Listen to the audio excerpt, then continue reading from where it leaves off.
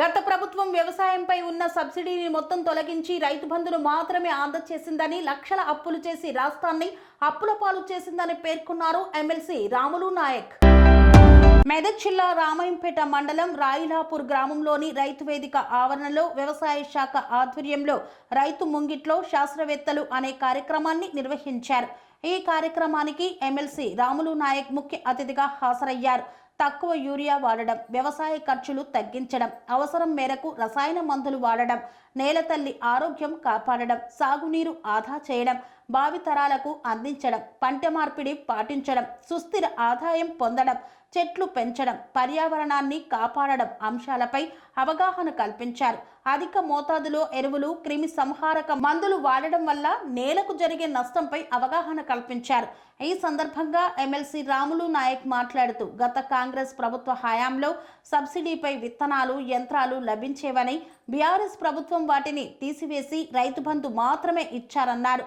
రేవంత్ రెడ్డి నాయకత్వంలో గతంలో ఉన్న సబ్సిడీలు తీసుకువచ్చేందుకు ప్రభుత్వం కృషి చేస్తుందని పేర్కొన్నారు. రైతులకు ఇబ్బంది కలగకుండా ధరణి తొలగించి భూమాత తీసుకువచ్చామని తెలిపారు.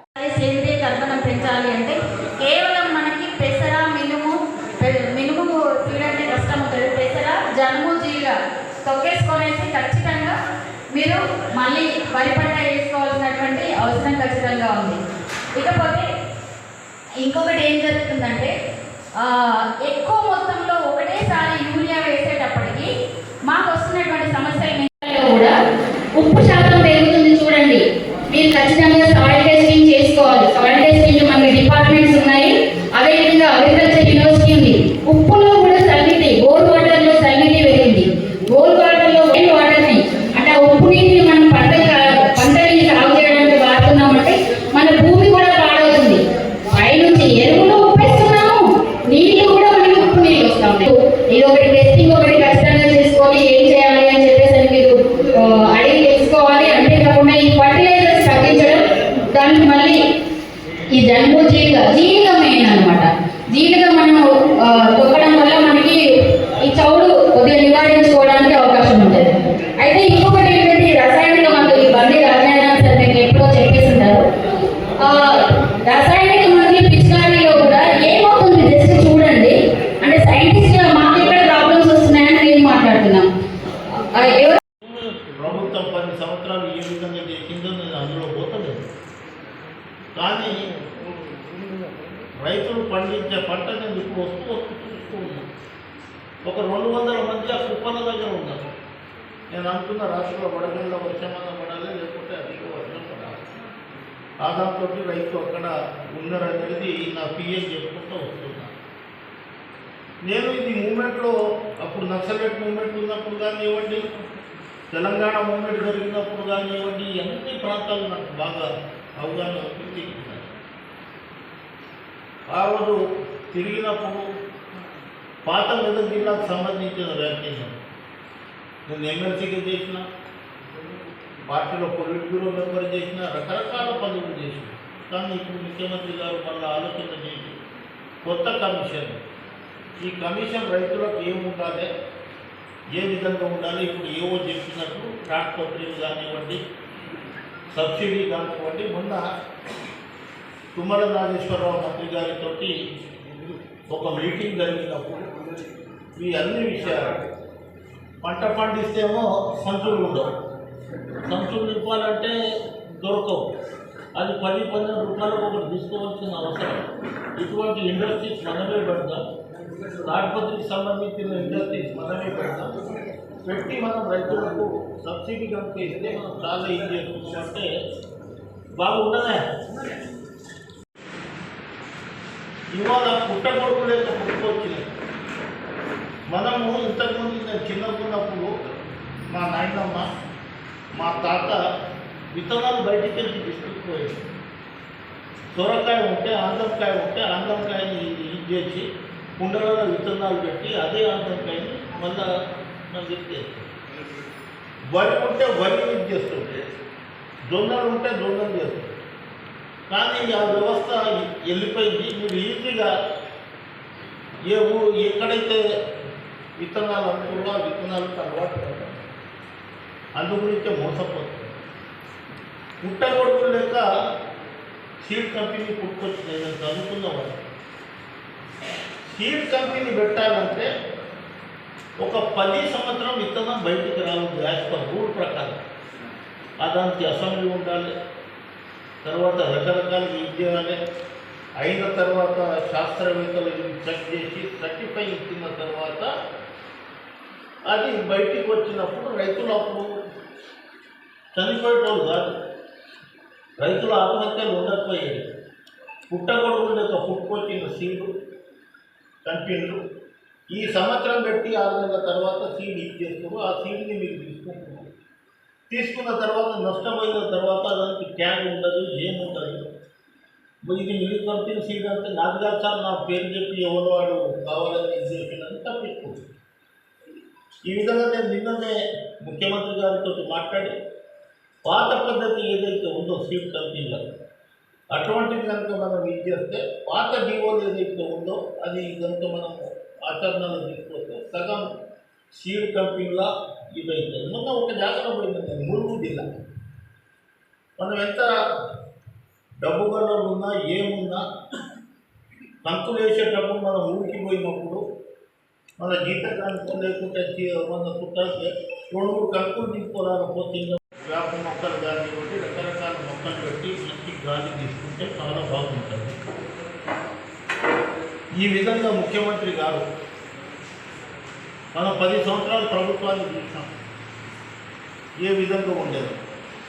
ఇప్పుడు ప్రజల పాలన, ప్రజల వద్దకే సంశిక్షలు రావడం, ప్రజల వద్దనే రైతులకు ఏం కావాలో అనే అవగాహన కల్పించడం, ఏ పంట వేసుకుంటే ఎంత లాభదాయకమైన ఇది ఉంటుందని మొన్న క్యాబినెట్లో తీర్మానం చేసిన తర్వాత చాలా విషయాలు జూన్ 5 నుంచి వచ్చే నెల 6 తారీఖు అంటే ఒక నెల మొత్తం డైలీ 83-85 గ్రామాలు ఇట్లా తిరిగి ప్రతి ఒక్క అధికారి మీకు కలవడానికి మీకు ఏమన్నా సందేశాలు ఉంటే అవి మీరు డైరెక్ట్గా వాళ్ళతోటి ఫోన్ నెంబర్లు తీసుకొని మాట్లాడే అవకాశం ప్రభుత్వం కల్పిస్తుంది. రెండవది, ఇంతకుముందు మన ఏఓ గారు చెప్పారు, నేను ఇంతకుముందే నిన్న రాత్రికి ప్రొఫెసర్ జానయ్య తోటి అగ్రికల్చర్ యూనివర్సిటీ బీసీ తోటి మాట్లాడడం జరిగింది. 2014 కంటే ముందు యూరియా మీద సబ్సిడీ, పనిముట్ల మీద సబ్సిడీ, ట్రాక్టర్ తీసుకుంటే సబ్సిడీ, విత్తనాల మీద సబ్సిడీ. 2014 తర్వాత ప్రభుత్వం వచ్చిన తర్వాత అన్ని సబ్సిడీలు తీసేసి రైతు బంధు ఒకటి పెట్టింది. ఆ సబ్సిడీలు ఇచ్చే ఎన్ని సబ్సిడీలు ఒక సంవత్సరానికి రైతు తీసుకుంటాడో ఆ సబ్సిడీ కనుక మనం లెక్క చేస్తే రైతు బంధు 5,000, 4,000 అంతకుముందు. నేను కేసీఆర్ దగ్గర ఉన్నప్పుడు రైతు బంధు సమస్య డిస్కస్ అయినప్పుడు నేను 5 ఎకరాలకే ఇవ్వాలి, 5 ఎకరాల కంటే ఎక్కువ ఉన్న రైతులకు ఇవ్వవద్దు, ఇది మిస్యూజ్ అవుతుంది. మా నారాయణఖేడ్ జిల్లాలో మొత్తం రాళ్ళు రొప్పలు ఉంటాయి. అక్కడ మార్వాడి సెట్లు బేగం బజార్కి సంబంధించిన వాళ్ళు 100 ఎకరాలు, 500 ఎకరాలు, 200 ఎకరాలు బ్యాంక్ గ్యారంటీ గురించి లోన్లు లేపడానికి వాళ్ళు తీసుకుంటున్నారు. వాళ్ళు నాగలి ఉన్నారు, ఏ వ్యవసాయం చేయరు, వాళ్ళకు రైతు బంధు ఇస్తే ఎట్లా? ఇది ప్రజాధనం దుర్వినియోగం అవుతుందంటే ఇతరులే ముఖ్యమంత్రి కాదు. 5 ఎకరాలకే ఇవ్వాలి. అంతకుముందు ఇంద్రజల ప్రభావం ఉంటుంది, చాలా బ్రహ్మాండమైంది. 2014 ముందు వైఎస్ రాజశేఖర రెడ్డి ప్రభుత్వం ఉన్నప్పుడు ఇంద్రజల ప్రభావం, ట్రాన్స్ఫారం వాళ్ళే చేస్తుంటే, బోర్ వాళ్ళే ఇస్తుంటే, కరెంటు వాళ్ళే ఇస్తుంటే, ఇవన్నీ వెళ్ళిపోయిన తర్వాత ఒక రైతు బంధు ఇచ్చేసి సబ్సిడీలు అన్నీ తీసేసి ఏమైందంటే మీరు ఎప్పుడు మేము గత 15-20 సంవత్సరాల క్రితం రాజేంద్ర నగర్ సెట్కి వెళ్ళేవాళ్ళం. నేను ఎవరున్నా సరే నన్ను తీసుకెళ్ళేవారు, మేము పోయేవాళ్ళం. పంటల గురించి మార్కెట్ ఏం చేయాలని అప్పటి నుంచి 20 సంవత్సరాల నుంచి నేను వెళ్ళిన. ఈ మధ్య 10 సంవత్సరాల నుండి అట్లాంటివి ఏం లేవు. సబ్సిడీ చెప్పారు, సబ్సిడీ ఈ 10 సంవత్సరాల నుంచి ఏం లేవు. గత రాజశేఖర రెడ్డి పీరియడ్లో అన్ని సబ్సిడీ వచ్చేవి. అదేవిధంగా మళ్ళీ తీసుకురావాలని మేము కోరుతున్నాము రైతుగా. ఒకటి, పంటలు ఒకే పంట వేస్తున్నాము, ఏంటి వరి పంట వేస్తున్నాము. మాకు అదే సులువైంది, అదే వేస్తున్నాం, అదే నష్టపోతున్నాం. పోయినసారి 3 ఎకరాలు రాళ్ళ వర్షం పడిపోయింది, ఇప్పుడు 8 ఎకరాలు పోయింది అది రాళ్ళ వర్షం పడింది. కాబట్టి దయచేసి చెరుకుకు మాకు తగిన రేట్ ఇవ్వాలి, చెరుకు పండించడానికి మాకు సహకారం చేయండి. వేరుశెనగ గత 20 సంవత్సరాల కింద మేము ఇప్పుడు వడ్లు లారీ ఎట్లా లోడ్లు పోతున్నాయో మా రాయలసీమ మెదక్ జిల్లాకు ఫస్ట్ వేరుశెనగ, అదే వేరుశెనగకు తగిన రేటు వచ్చేటట్టు చూడండి. మేము కూడా పంట మార్పిడి చేసినందుకు సిద్ధంగా ఉంటాం. కాబట్టి మాకు అందరూ సహకరించగలరని మేము కోరుతున్నాము. మా ఆవేదన మాకు ఒకసారి పాయింట్ మీద రండి సార్, మీరు వెళ్ళి చూడండి, మాకు ఎంత నష్టమైంది చూడండి, దయచేసి వస్తారని మేము కోరుతున్నాం సార్. Okay sir. బ్యాటరీ తర్వాత తైవాన్ వచ్చింది, తైవాన్ తర్వాత ట్రాక్టర్ వచ్చింది. ఇప్పుడు కొత్త టెక్నాలజీ ఏంది? డ్రోన్. అంటే మనం కూర్చున్న దగ్గరనే మనం చుక్క మందు కూడా మన మీద పడకుండా డ్రోన్ స్ప్రే చేసే అవకాశం ఉంది. మనం స్ప్రే చేయాలంటే 3 మనుషులు కావాలి, అదేవిధంగా 3 కూలీలు కావాలి, నీళ్లు దూరం నుంచి తేవాలి, 10 బిందెల నుంచి 15 బిందెలు నీళ్లు వాడాలి. కానీ డ్రోను మనం ఈ స్ప్రే చేయాలంటే 2-3 గంటలు టైం పడుతుంది. అదే డ్రోన్ అయితే 10 నిమిషాలు, అది మనకు 10 నిమిషాల్లో అయిపోతుంది. ఆ టెక్నాలజీ ఎక్కడో ఉంది, మనం ఎన్నో చేద్దామనే ఉద్దేశంతో లేకుండా సొసైటీ ప్రాథమిక సహకార సంఘం వారి సహకారంతో మనం మొట్టమొదటిగా మెదక్ జిల్లా మొత్తంలో రామాయంపేటలో మనం డ్రోన్ తెప్పించడం జరిగింది. కొంతమంది ఆల్మోస్ట్ ఈ సీజన్లో అందరికీ ఇంకా నోటెడ్ లేకపోవడం వల్ల 300 నుంచి ఒక 500 ఎకరాల వరకు డ్రోన్తో స్ప్రే చేయించుకోవడం జరిగింది. మిగతా రైతులు కూడా ఆ అవకాశాన్ని సద్వినియోగం చేసుకోవాల్సిందిగా కోరుతున్నాను. రెండోది ఏంటంటే, మీరు ఏ మందు స్ప్రే చేసినా కూడా ఫస్ట్ థింగ్ చేయాల్సిన పని ఏంటంటే చేతుకు గ్లౌజులు తొడుక్కోవాలి, కళ్ళకు అద్దాలు పెట్టుకోవాలి, బాడీ మీద పడకుండా తప్పనిసరిగా ఆ సంరక్షణ కిట్ అని ఉంది. సంరక్షణ కిట్ 300 నుంచి 500 రూపాయల్లో మన మార్కెట్లో దొరుకుతుంది. మన అందరికంటే ప్రాణం మనకు ముఖ్యం కాబట్టి తప్పనిసరిగా ఇది చేసుకోవాల్సిందిగా కోరుతున్నాను.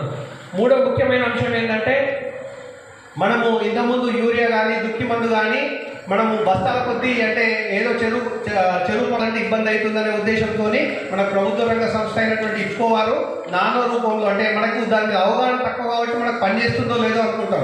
మామూలుగా మనం స్ప్రే చేస్తే ఎన్ని స్ప్రే చేస్తాం? 15 బిందెలు నీళ్లు స్ప్రే చేస్తాం. అదే డ్రోన్తోనైతే ఒకటే బిందె సరిపోతుంది. ఎందుకంటే కొత్త టెక్నాలజీ. అది ఏం చేస్తుందంటే ఒక నీటి బొట్టును 100 నీటి బొట్టులుగా విభజిస్తుంది. అదే టెక్నాలజీ ఇప్పుడు నానో యూరియా కూడా వచ్చింది, నానో డిఏపి అనేది కూడా వచ్చింది. ఇదేంటి అంటే మనకు 2 బస్తాల యూరియాలో ఎంతైతే బలం ఉంటుందో ఇది ఒక బాటిల్ యూరియాలో మనకు ఉండే అవకాశం ఉంటుంది. తీసుకోవడం ఈజీ, మనం స్ప్రే చేయడం ఈజీ, అదేవిధంగా అన్ని రకాల పురుగు మందుల్లో పనిచేస్తుంది. రెండోది, మనం నేల సంరక్షణ చేయాలని చెప్తున్నాం, కానీ మనం ప్రతి సంవత్సరం ఏం చేస్తున్నాం, మనకు అవసరం ఉందా లేకున్నా 2 నుంచి 2.5 సంవత్సరాలు దుక్కి మందు వేస్తున్నాం. కానీ ఆ దుక్కి మందు వేయడం వల్ల ఏంటంటే మన భూమిలో 30% మాత్రం దుక్కి పనిచేస్తుంది. మిగతా రసీదులను భద్రపరచండి, అది సార్ కవర్ చేస్తారు. తర్వాత సాగునీటిని ఆదా చేయండి, భావితరాలకి అందించండి. ఇక్కడండి నీళ్లు ఒక వర్షాకాలంలోనే, అది కూడా వర్షాలు పడుతూనే ఉంటున్నాయి. యాసంగికి వెళ్ళేటప్పటికి మనకు అసలు నీళ్లు ఉండట్లేదు. చెప్పింది ఏంటంటే, అరే దయచేసి వెనకాల మన తాతలు చెప్పింది ఏంటంటే, వరి నీళ్ళలోనే పెరుగుతుంది, అంతేనా? వరికి 2 ఇంచులు పెట్టుకో, 3 ఇంచులు పెట్టుకో, నీళ్ళు ఉంటేనే బతుకుతుంది అని చెప్పేసి ఉంటారు. కానీ అసలు వరి నీటి మొక్కనే కాదు, గ్రీన్ రెవల్యూషన్ మేము 1940-50 నుంచి చూస్తున్నటువంటి ఆ టైంలో ఇంత నీళ్లు ఎవరూ పెట్టలేదు, మనం తయారు చేసాము. ఎందుకు నీటి మొక్కలాగా తయారు చేస్తామంటే, కలుపు రాకూడదని. నీళ్లు పల్చగా ఉండడం వల్ల కలుపు తడిగా కూడా పండించవచ్చు. కేవలం ఈ నాట్లు వేసేసి ట్రాన్స్ప్లాంటర్తో వేసి నాట్లతోటి ఇంత నీళ్లు పెట్టాల్సినటువంటి అవసరం మనకి. కన్స్ట్రక్షన్ రంగాలలో దశాబ్దపు అనుభవంతో కస్టమర్ల మరియు శ్రేయోభిలాషుల మన్ననలను, నమ్మకాన్ని గెలుపొందిన సంస్థ విఆర్ఆర్ కన్స్ట్రక్షన్స్. నాణ్యతకు నమ్మకానికి మారుపేరు VRR constructions.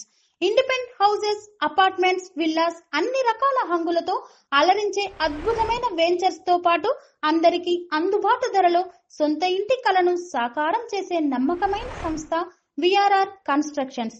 Please visit VRR constructions, వరటెక్స్ plaza near Radhika theatre, ECL X Road, Hyderabad. Call to 910088555512, 9100885555.